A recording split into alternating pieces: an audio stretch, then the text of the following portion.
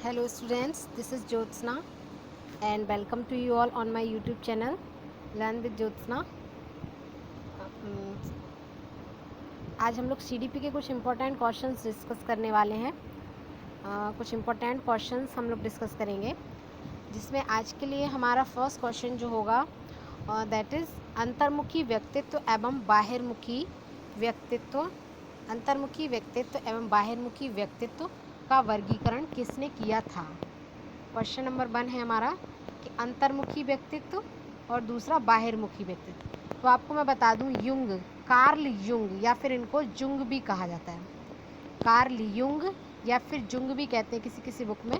तो इन्होंने जो आपको बता दें व्यक्तित्व के 3 टाइप बताए थे। इन्होंने कितने बताए थे? व्यक्तित्व के 3 टाइप बताए थे, जिसमें पहला कौन सा था? अंतर्मुखी, दूसरा बाहिर्मुखी और तीसरा था जो था उभयमुखी। उभयमुखी, ठीक है। तो ये क्या है? ये कार्ल जुंग के द्वारा बताए गए थे। तो इसका जो राइट आंसर हो जाएगा that is answer question option number B. चलिए नेक्स्ट क्वेश्चन देखते हैं हम लोग। नेक्स्ट क्वेश्चन है जो हमारा वो है बच्चों के सामाजिक विकास को प्रभावित करने वाले कारक बताइए।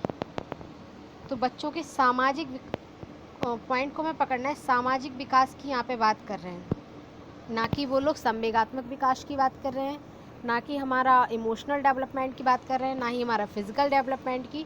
वो लोग किसकी बात कर रहे हैं क्वेश्चन में?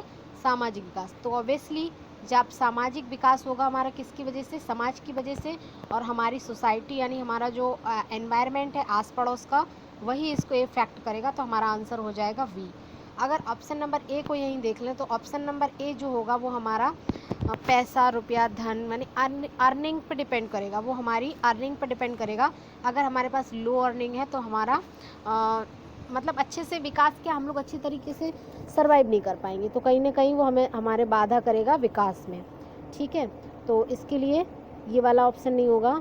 नेक्स्ट जो हमारा है शारीरिक तत्व, शारीरिक फिजिकल तत्व, यानी हम लोग अगर बैलेंस डाइट नहीं लेंगे तो फिर हमारे शरीर को वो कहीं ना कहीं किसी भी तरीके की बीमारियों से ग्रसित कर सकता है। यानी हम लोगों को हमारा फिजिकल डेवलपमेंट, हमारा शारीरिक विकास नहीं हो पाएगा, हमारे ऑर्गन्स डेवलप नहीं कर पाएंगे, ठीक है। अब वंशानुक्रमण तत्व जो है ये भी नहीं है, क्योंकि ये हेरिडिटी। एक मैं आपको बता दूं, एक साइकोलॉजिस्ट है जिनका नाम है वुडवर्थ, जिनका नाम है फ्रेंड्स वुडवर्थ। वुडवर्थ नाम के जो साइकोलॉजिस्ट हैं उन्होंने बोला है, सॉरी वुडवर्थ नहीं है, ये है हमारे वॉटसन। वॉटसन या वुडवर्थ, थोड़ा सा क्लियर कर लीजिए, थोड़ा सा बताइएगा मुझे कमेंट सेक्शन में, कन्फ्यूज़न है। तो इन्होंने क्या बोला है कि जो ह्यूमन है, ह्यूमन का पर्सनालिटी है वो क्या है, आपका व्यक्तित्व जो है वो हेरिडिटी इनटू एनवायरनमेंट, यानी आपका जो आप जो दिख रहे हो वो तो आप तो या तो हेरिडिटी की वजह से या फिर एनवायरनमेंट उसका गुणनफल है। तो कहीं ना कहीं हेरिडिटी भी आपको इफ़ेक्ट करेगी। अगर आपके माता पिता को कोई ऐसी समस्या है, काफ़ी डिसीज़ जो होती हैं वो जन्मजात होती हैं, यानी किसी के माता पिता को है तो वो उनके बच्चों को भी हो जाती हैं।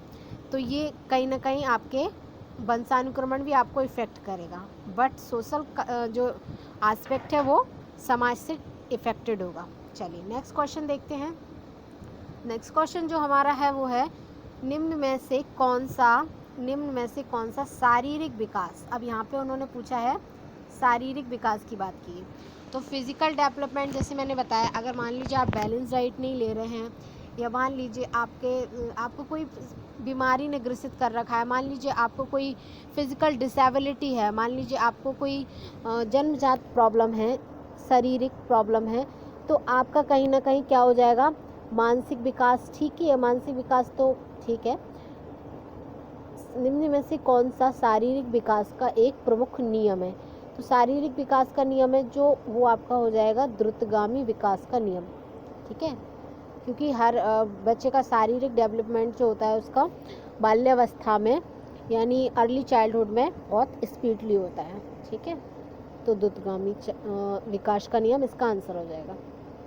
जो नेक्स्ट हमारा क्वेश्चन है वो है निम्न निम्न में से कौन सा विकास का सिद्धांत नहीं है। अब आपको बताना है थ्योरी ऑफ द डेवलपमेंट, यानी प्रिंसिपल ऑफ डेवलपमेंट आपको बताना है। तो विकास क्या है? निरंतर विकास, निरंतर चलता है, ये भी बात सही है भाई, कंटिन्यू होता है। ऐसा नहीं है कि आपका अभी जैसे आप मतलब हमेशा आप कुछ ना कुछ सीखते रहते हैं, ये मान लीजिए। लर्निंग क्या है? आपकी होल लाइफ, यानी लर्निंग से इसको रिलेट कर लीजिए। लर्निंग जो है हमारी कंटिन्यू होती रहती है, किसी न किसी रूप में हम कुछ ना कुछ, कभी अनुभवों से सीखते हैं, कभी हम कम्युनिकेशन से सीखते हैं, कभी हम अपने एनवायरनमेंट से सीखते हैं। तो कुछ ना कुछ हम लोग सीखते रहते हैं, सारी लाइफ लर्निंग चलती रहती है। तो ये कंटिन्यू, जब लाइफ में हम कुछ ना कुछ सीखते रहेंगे तो कहीं ना कहीं हमारा डेवलपमेंट होता ही रहेगा। परस्पर संबंध, ये भी मानते हैं। परस्पर संबंध ऐसा है कि मान लीजिए आपका कहीं ना कहीं शारीरिक विकास हो चुका है, तो उस मान लीजिए शारीरिक विकास का अगर आप नहीं हुआ है, आपका शारीरिक विकास यानी आपका ब्रेन डेवलप नहीं हुआ है, मान लीजिए आपका ब्रेन डेवलप नहीं हुआ है, और आपका अगर ब्रेन डेवलप नहीं हुआ है तो फिर आप पढ़ाई में कहीं ना कहीं पीछे रह जाएंगे। तो हम कह सकते हैं कि पढ़ाई का संबंध आपकी फिजिकल डेवलपमेंट से है। तो ये भी हमारा क्या है? प्रिंसिपल ऑफ डेवलपमेंट है। अभी समान प्रतिमान का नियम ये भी है, ठीक है। तो हमारा ऑप्शन नंबर ए हो जाएगा, that is the correct answer for this question. ये जो है अनुकूलित प्रत्यावर्तन का सिद्धांत, this is not the principle of the development, ये हमारा डेवलपमेंट का सिद्धांत नहीं है। चलिए नेक्स्ट क्वेश्चन देखते हैं। नेक्स्ट जो हमारा क्वेश्चन है दैट इज़ विकास के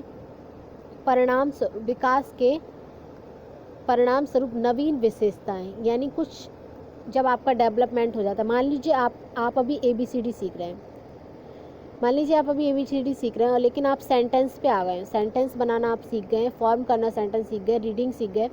तो कहीं ना कहीं आप में क्या कुछ चेंजेस आए, न्यू चेंजेस आए, कुछ नई।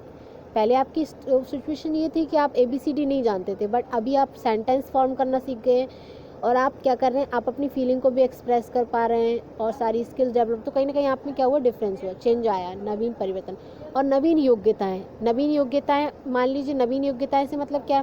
पहले आप ABCD कर पा रहे थे और अब आप सेंटेंस भी फॉर्म कर पा रहे हो, तो ये आपके अंदर नवीन योग्यता है। ये स्टेटमेंट जो है वो किसने कहा था? ये गैसल ने कहा था कि विकास के परिणामस्वरूप नवीन विशेषता और नवीन योग्यताएं प्रकट होती हैं, ऑब्वियसली होती है। ये किसने कहा था? This is the statement said by गैसल। ठीक है, चलिए नेक्स्ट क्वेश्चन देखते हैं।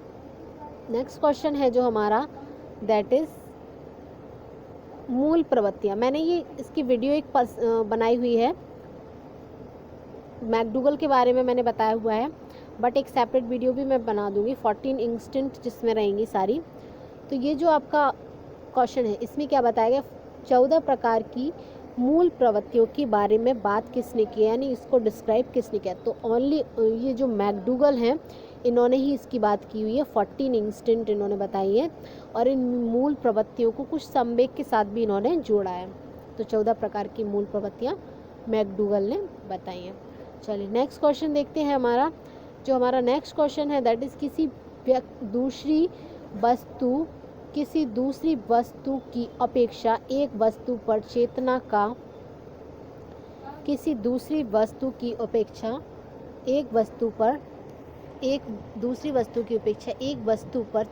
का केंद्रीकरण अवधान है। यह कथन है, ये भी एक स्टेटमेंट है, आपको याद ही करना पड़ेगा। ये तो फैक्चुअल होते हैं कि कौन सा स्टेटमेंट किसने कहा है, वो आपको लर्न ही करना पड़ेगा। तो ये किसी दूसरी वस्तु की अपेक्षा एक वस्तु पर चेतना।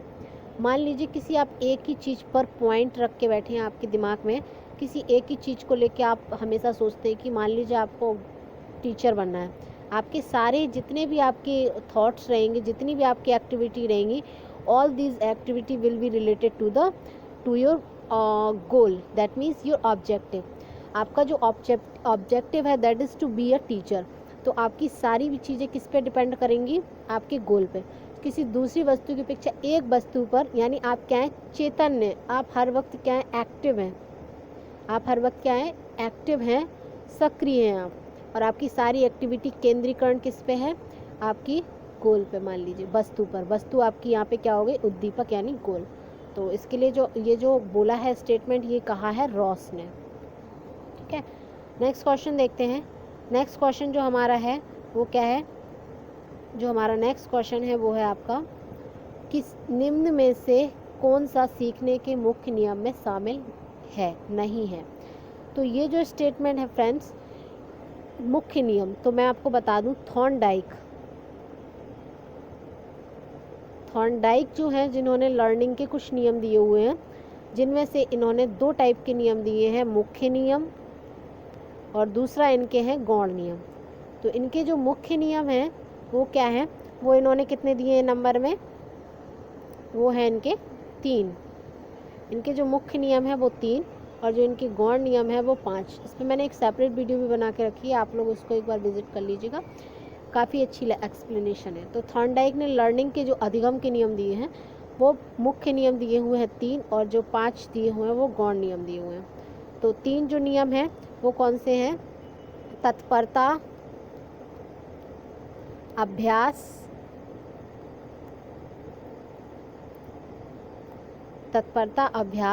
और थर्ड जो है उनका प्रभाव।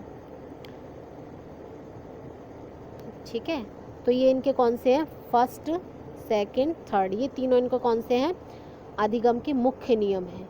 बल्कि यहाँ पे जो नेक्स्ट नियम की बात की गई है, इनका कौन सा है, गौण नियम है। तो ये ऑप्शन हमारा क्या हो जाएगा, सही। इन्होंने पूछा है मुख्य नियमों में शामिल नहीं है, तो ये गौण नियम है। अब थोड़ा सा इसको देख लेते हैं डिटेल में।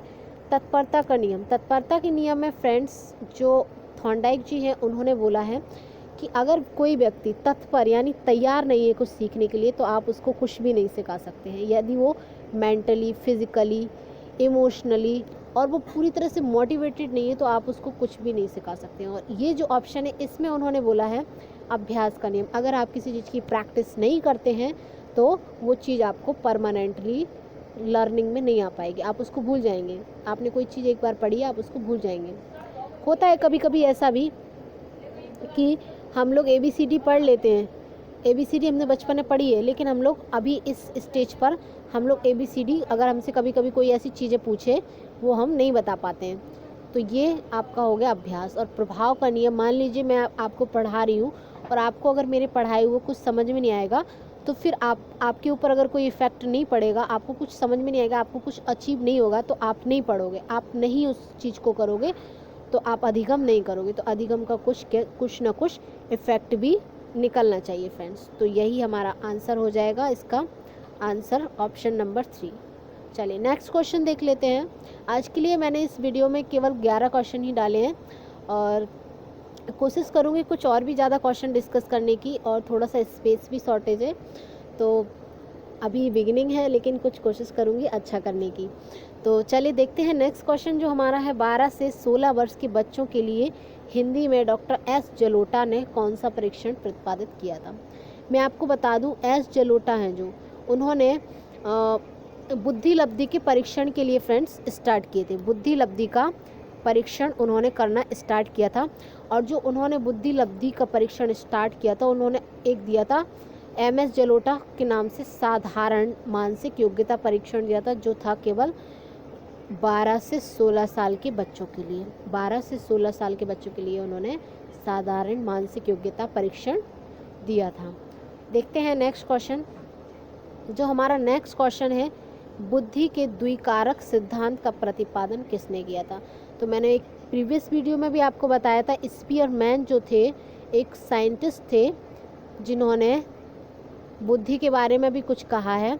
तो स्पीयरमैन ने जो बताया है, स्पीयर ने 2 टाइप की बुद्धि बताई है, एक तो आपका जनरल फैक्टर और दूसरा बताया है स्पेशल फैक्टर। जनरल फैक्टर जो होगा friends, that is related, that is found in everybody, each and every human. जो जनरल फैक्टर होगा वो सभी में होगा, और जो स्पेशल फैक्टर मीन्स कोई स्पेशल योग्यता। मान लीजिए कोई बच्चा गाना अच्छा गाता है, मान लीजिए कोई बच्चा डांस अच्छा करता है, मान लीजिए किसी बच्चे की राइटिंग अच्छी है, तो वो उसका क्या हो गया, स्पेशल फैक्टर हो गया फ्रेंड। वो उसके अंदर कोई स्पेशल विशिष्ट क्षमता है, जिसको हम लोग हिंदी बोल सकते हैं विशिष्ट क्षमता। और ये सामान्य क्षमता सभी में होती है कि सभी थोड़ा बहुत पढ़ लेते हैं, रीडिंग कर लेते हैं, सभी लोग सर्वाइव कर लेते हैं, सभी लोग खाना खा लेते हैं, खाना बना लेते हैं। ये नॉर्मल सी योग्यता है जो सभी व्यक्ति में होती हैं। बट कुछ स्पेशल किसी में योग्यता है, मान लीजिए किसी की मैथ्स बहुत अच्छी है, वो तो कहीं ना कहीं आप प्रैक्टिस से भी उसको और अच्छे से निखारा जा सकता है। तो ये स्पेशल फैक्टर और जनरल फैक्टर की बात जो की थी वो स्पीयरमैन ने की थी। देखते हैं नेक्स्ट क्वेश्चन जो हमारा है, दैट इज़ क्वेश्चन नंबर यहाँ पे थोड़ा डिस्टर्बेंस है। देखते हैं इस क्वेश्चन को, निम्न में से कौन सा युग्म सही नहीं है। आपको बताना है कि कौन सा युग्म सही नहीं है। अब यहाँ पे कुछ साइकोलॉजिस्ट के नाम आपको दिए हुए हैं और इस साइड उनकी थ्योरी दी हुई है। इस साइड उनकी थ्योरी दी हुई है और इस साइड उनके साइकोलॉजिस्ट के नाम की ये थ्योरी किस साइकोलॉजिस्ट ने दी है। तो आपको मैं बता दूं कि ये जो थ्योरी है फर्स्ट नंबर की, ये है उद्दीपक अनुक्रिया सिद्धांत। उद्दीपक और अनुक्रिया यानी स्टिमुलस और रिस्पॉन्स की बात मैंने एक थ्योरी भी कराई है थॉर्नडाइक की, इसमें स्टिमुलस और रिस्पॉन्स की बात थॉर्नडाइक करते हैं। तो ये उन्होंने बताया है इस थ्योरी में कि मान लीजिए कोई लक्ष्य, उद्दीपक यानी है लक्ष्य और अनुक्रिया यानी एक्टिविटी, अगर आपका कोई लक्ष्य आपने केंद्रित कर रखा है, जो भी आप क्रिया करेंगे तो उसी के लिए आप वो एक्टिविटी करेंगे। मान लीजिए आप टीचर बनना चाहते हैं तो आपकी सारी एक्टिविटी क्या रहेंगी, सारी अनुक्रियाएं किस पे रिलेटेड रहेंगी, उद्दीपक यानी अपने लक्ष्य को केंद्र में रखकर ही रहेंगी। और जो नेक्स्ट है वो इनका एक और दिया हुआ है क्रिया प्रसूत, यानी मैंने इसको भी एक प्रीवियस क्लासेस में आपको समझाया हुआ था, क्रिया प्रसूत अनुबंधन सिद्धांत, ये दिया हुआ था स्किनर ने। Operant conditioning, basically operant conditioning की बात, उद्दीपक अनुक्रिया की बात, ये वर्ड आप किसी भी क्वेश्चन में देखिए, ये क्या है, ये लोग व्यवहारवादी हैं। एक मनोविज्ञान की शाखा है जिसका नाम है व्यवहारवाद, मैंने स्कूल्स ऑफ साइकोलॉजी में कवर किया हुआ है। तो ये व्यवहारवादियों ने कहा है उद्दीपक अनुक्रिया की बात, कहीं भी कंडीशनिंग की बात, अनुबंधन की बात, ये व्यवहारवादी हैं। तो ये भी व्यवहारवादी थे और ये भी व्यवहारवादी हैं। Operant conditioning theory BF Skinner ने दी हुई है। सीखने का क्लासिकल सिद्धांत, ये पेवलाव भी व्यवहारवादी है। पेवलाव ने ये क्लासिकल कंडीशनिंग की थ्योरी दी थी। ठीक है, अब इसका जो आंसर हो जाएगा that is option number 4। Friends, ये जो है सीखने का समग्र सिद्धांत, ये हल ने नहीं दिया था। एक्चुअली जो CH हल हैं उन्होंने दी थी आपकी मोटिवेशन थ्योरी। मैं आपको बता दूं, CH हल ने मोटिवेशन थ्योरी दी थी और मोटिवेशन थ्योरी में इन्होंने क्या बताया था, ड्राइव रिडक्शन थ्योरी। यानी ड्राइव रिडक्शन थ्योरी में फ्रेंड्स इन्होंने बताया था कुछ इस तरीके का सर्कल था, उसमें आपकी नीड रहेगी, फिर ड्राइव, किसी सेपरेट वीडियो में इसको लेक्चर में मैं कवर करूँगी, ड्राइव रहेगी, फिर यहाँ पे आपका कुछ भी एक्टिविटीज़ रहेंगी यानी जो आप करेंगे, अराउजल रहेगा, फिर यहाँ पे फिर वही चीज़ नीड, मतलब इस तरीके से चलता जाएगा। तो कुछ 6 इसके स्टेप्स हैं जिनको भी हम लोग डिस्कस करेंगे। तो ये क्या होता है, इसमें इन्होंने इस तरीके का बताया है कि पहले आपको अगर किसी चीज़ की नीड है तभी आप उसके लिए कोई एक्टिविटी करेंगे। तो इन्होंने ड्राइव रिडक्शन थ्योरी दी है। तो ये जो है ये इस क्वेश्चन का राइट आंसर है, ये सही नहीं है। हल ने दी थी, CH हल ने ड्राइव रिडक्शन थ्योरी। तो इसका जो आंसर है वो आपका C। तो फ्रेंड्स, यही थे कुछ 11 क्वेश्चन जो आई होप आप लोगों को अच्छे लगे होंगे। और आप लोगों को अगर वो क्वेश्चंस अच्छे लगे हैं तो प्लीज़ लाइक करें, शेयर करें, सब्सक्राइब करें और please support me. I will try my best to keep it up. So thanks for watching and learn करते रहें। घर पर लॉकडाउन चल रहा है, सभी लोग घर पे पढ़ाई करें and my best wishes are always for you. Thanks for watching, bye bye, take care.